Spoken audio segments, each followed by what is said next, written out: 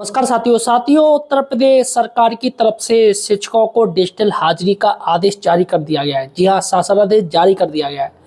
सबसे बड़ी बात है दोस्तों, क्या डिजिटल अटेंडेंस में आपकी चेहरे की, जी हाँ दोस्तों, फेस की अटेंडेंस लगेगी या नहीं लगेगी? क्या आपका फोटो जाएगा या नहीं जाएगा?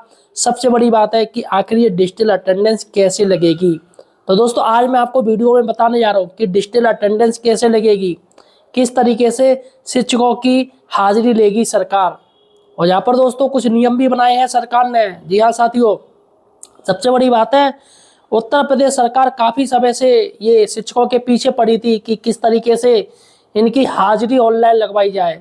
तो यहाँ पर दोस्तों एक आसान रास्ता बनाया, वो एक टीचर, महिला टीचर जो कि हाईकोर्ट में चली गई, सस्पेंड हो गई थी क्योंकि जिलाधिकारी सामने स्कूल चेक किया था तो वो अनुपस्थित पाई गई, जिसपे सस्पेंड कर दी गई और वो उसी के खिलाफ हाईकोर्ट चली गई, जहाँ पर हाईकोर्ट ने ऑनलाइन अटेंडेंस का आदेश दे दिया ऑल यूपी के लिए। देखिएगा दोस्तों, सबसे बड़ी बात है दोस्तों कि आखिर ये कैसे अटेंडेंस होगी। क्या इसमें जीपीएस लोकेशन ली जाएगी या चेहरा भी लिया जाएगा या थंब से होगी? क्योंकि तीन तरीके से अटेंडेंस की बात हो रही है, आपका फोटो लेके या आपकी लोकेशन लेके या फिर साथियों आपका थंब, जो थंब होता है वो लेके, यानी बायोमेट्रिक अटेंडेंस। तो यहाँ पर आपको सही और सटीक जानकारी सिर्फ हमारे चैनल पर मिलेगी। अतः यार चैनल को यार सब्सक्राइब जरूर कीजिए, लाल रंग का सब्सक्राइब बटन दबा दीजिए भाइयों। देखिएगा दोस्तों, सबसे बड़ी बात है, ये जो ऑनलाइन अटेंडेंस है वो साथियों माध्यमिक जो टीचर्स की ऑनलाइन अटेंडेंस हो रही है उसके बेस पे रखी जाएगी, वैसा ही पूरा इंफ्रास्ट्रक्चर रहेगा। सबसे बड़ी बात है दोस्तों, इसका एक डिपार्टमेंट विकसित किया जाएगा। जी हाँ, डिजिटल अटेंडेंस का एक विभाग बनेगा। ये सबसे बड़ी टेंशन वाली बात है, यानी कि इसमें सिर्फ कार्य जो होगा वो डिजिटल अटेंडेंस का होगा, शिक्षकों की समस्या प्रॉब्लम का होगा, सारा का सारा मॉनिटरिंग करी जाएगी लखनऊ से। तो यहाँ पर दोस्तों सबसे बड़ी टेंशन है यही कि इसका एक अलग से विभाग बनेगा, क्योंकि ये जो नोटिफिकेशन जारी किया है, जो जियो जारी हुआ है, इसका शासन निर्देश जारी हुआ है, उसमें साफ साफ बात गई है।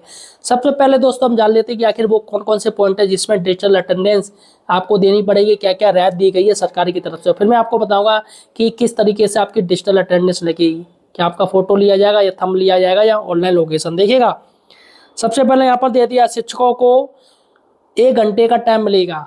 जी हाँ, आपको 1 घंटे की रियायत मिलेगी। अगर आप लेट होते तो 1 घंटे के अंदर आ जाइए और अपने आप उपस्थिति लॉक हो जाएगी। फिर आप इसमें अटेंडेंस नहीं दे सकते 1 घंटे के बाद, यानी 9 बजे की स्कूल है तो 10 तक आप आ सकते हो, इसके बाद अपने आप लॉक हो जाएगी। पहला पॉइंट। दूसरा पॉइंट है, यदि विद्यालयों में नेटवर्क की प्रॉब्लम है तो वो फोटो ले सकते हैं या अटेंडेंस उसमें डाल सकते हैं। जो भी कुछ होगा बाद में वो अपने आप सिंक हो जाएगा डाटा, फिर कोई टेंशन वाली बात नहीं। तीसरा पॉइंट लिया इन्होंने कि जो अटेंडेंस है वो प्रधानाध्यापक ही लगाएगा, जो आपके हेड टीचर वो लगाएंगे। और चौथा पॉइंट है, यदि प्रधानाध्यापक उपस्थिति दर्ज नहीं करने से इनकार कर रहा है तो उसका चार्ज ले लिया जाएगा, वित्तीय चार्ज लेके किसी दूसरे को दे दिया जाएगा, वही डिजिटल अटेंडेंस लगाएगा। तो यहाँ पर फायदा हो गया कि जो चार्ज नहीं लेना चाह रहे वो ऑनलाइन अटेंडेंस लगाने से मना कर दें तो उनको चार्ज हटा लिया जाएगा। उसके बाद है, अगर कोई अध्यापक अगर लेट आता है या नहीं आ पाता है तो उसका कारण बताओ नोटिस जारी नहीं किया जाएगा, उसको जारी नहीं किया जाएगा और उसके ऊपर किसी भी प्रकार की कोई कार्रवाई नहीं की जाएगी। सबसे बड़ी बात है। और छठवां पॉइंट है कि स्कूल शिक्षा की अध्यक्षता एक तकनीकी समिति का गठन किया जाएगा। देखिएगा, सबसे दे रहे जो माध्यमिक शिक्षा विभाग के विद्यालयों में शिक्षकों की उपस्थिति संबंधित ऑनलाइन डिजिटल प्रणाली बेसिक शिक्षा विभाग में लागू किए जाने हेतु आवश्यक डिजिटल प्लेटफॉर्म तैयार करेगी। तो यहाँ पर डिजिटल प्लेटफॉर्म तैयार होगा, यानी कि एक अलग से इसका ऑफिस बनेगा डिजिटल अटेंडेंस को लेकर। अब देखिएगा दोस्तों, यहाँ पर मैं आपको बता दूँ, देखिएगा साइड से ये पूरा ये परफॉर्मा चल रहा है माध्यमिक शिक्षा परिषद उत्तर प्रदेश प्रयागराज।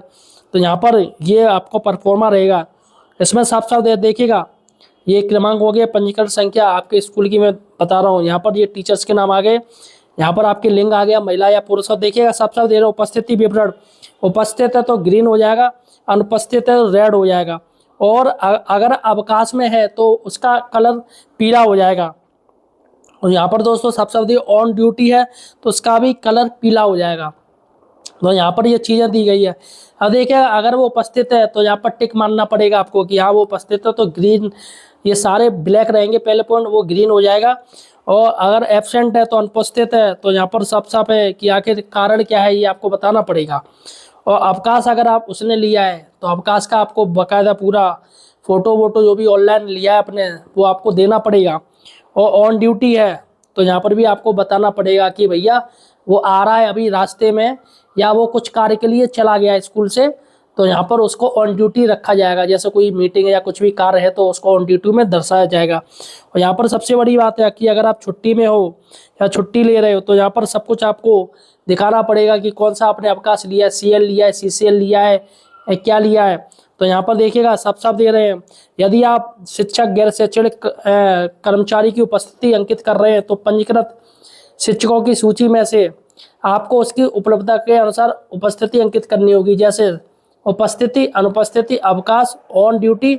यदि कोई शिक्षक अवकाश पर है तो अवकाश विकल्प चुनने के बाद आपको कारण बताओ ड्रॉप डाउन बॉक्स से कारण चुनना आवश्यक है। इसमें 7 विकल्प होंगे। अगर आपका कोई कारण है, कोई रीजन है, आप क्यों नहीं स्कूल पहुंचे, तो 7 चीज़ें बताई गई हैं आप क्यों स्कूल नहीं आए। तो देखिएगा, पहला है प्रतिकर अवकाश, या आपको प्रतिकर अवकाश मिला इसलिए आप स्कूल नहीं आए। दूसरा है आपके आकस्मिक अवकाश यानी CL है। और तीसरा है चिकित्सीय अवकाश यानी कि ये मेडिकल पे है आप। और चौथा है प्रसूति अवकाश यानी मैटरनिटी लीव, ये महिलाओं के लिए होता है। या CCL पे आप, ये भी महिलाओं के लिए होता है। या फिर अर्जित अवकाश है, ये EL आपको मिलती नहीं है तो EL का तो ऑप्शन ही हटा दो। या फिर अन्य कोई वजह है तो उसमें ये आपको बताना पड़ेगा। तो फिलहाल साथियों ये माध्यमिक के बेस पे बना है। और यहाँ पर मैं अटेंडेंस आपको बता दूं, अटेंडेंस कैसी ली जाएगी। अभी फिलहाल दोस्तों सिर्फ अटेंडेंस टिक मार से ली जाएगी। यहाँ पर आपको ना ही फोटो देना पड़ेगा और ना ही आपको थंब देना पड़ेगा। इसमें सिर्फ टिक आपको मारना पड़ेगा। अगर वो आया है तो टिक करो आया है, और नहीं आया तो ना कर दो, अनुपस्थित कर दो। जैसे पेड़ा पोर्टल पे बच्चों की दी जाती है तो वैसे ही यहाँ पे अटेंडेंस दी जाएगी। अभी फेस की अटेंडेंस नहीं दी जाएगी। ये सबसे बड़ी बात है, क्योंकि निजता का हनन भी हो सकता है इसमें। क्योंकि दोस्तों आपने देखा होगा मानव संपदा जो मानव संपदा ID है, पहले आपके फोटो लगते थे लेकिन अब फोटो हटा दिए गए, क्योंकि उसमें ऑब्जेक्शन हो गया कि लोगों की निजता का हनन हो रहा है, जिसकी वजह से मानव समुदाय में अब किसी के भी फोटो नहीं आते हैं। तो यहाँ पर अगर ऑनलाइन अटेंडेंस में चेहरा लिया जाता है तो सीधी सी बात है निजता का हनन ये माना जाएगा। और ये गैर मतलब संस्थागत काम नहीं है, ये कानून के विभाग उल्टा चला जाएगा हिसाब। तो यहाँ पर दोस्तों मैं तो यही कहूँगा कि ऑनलाइन अटेंडेंस में अभी फिलहाल यही रास्ता किया जाए कि बिना चेहरे की ऑनलाइन अटेंडेंस ली जाएगी। और दूसरी बात है, जो टीचर्स हैं जो काफ़ी दूर से आ रहे हैं, 150-150, 200 किलोमीटर आते हैं, आप मुझे बताइएगा आप कितने किलोमीटर रोज स्कूल आते जाते, ये मुझे कमेंट सेक्शन में बताइएगा इतने दूर से आ रहे हैं, अब वो बेचारे लेट तो होंगे। तो सरकार को ये सोचना चाहिए कि उसको वहीं पर करीब 20 किलोमीटर की दूरी पर तो स्कूल दे ही दे, जिससे वो उनको ऑनलाइन अटेंडेंस देने से कोई दिक्कत नहीं। लेकिन सरकार ये सब चीज़ नहीं देख रही है, बस शिक्षकों के पीछे पड़ गई है। दोस्तों फिलहाल शिक्षक सरकार की हर बात में कंधा से कंधा मिलाने के लिए तैयार है, लेकिन यहाँ पर सरकार को भी थोड़ा सोचना चाहिए कि टीचर्स परेशान होते इतनी दूरी से, सर्दी गर्मी बारिश है ना, इस समय इतना वो रहता है मौसम, और फिर भी टीचर आते जाते हैं। तो फिलहाल साथियों आप मुझे क्या कहना चाहते हो मुझे कमेंट सेक्शन में बताइएगा।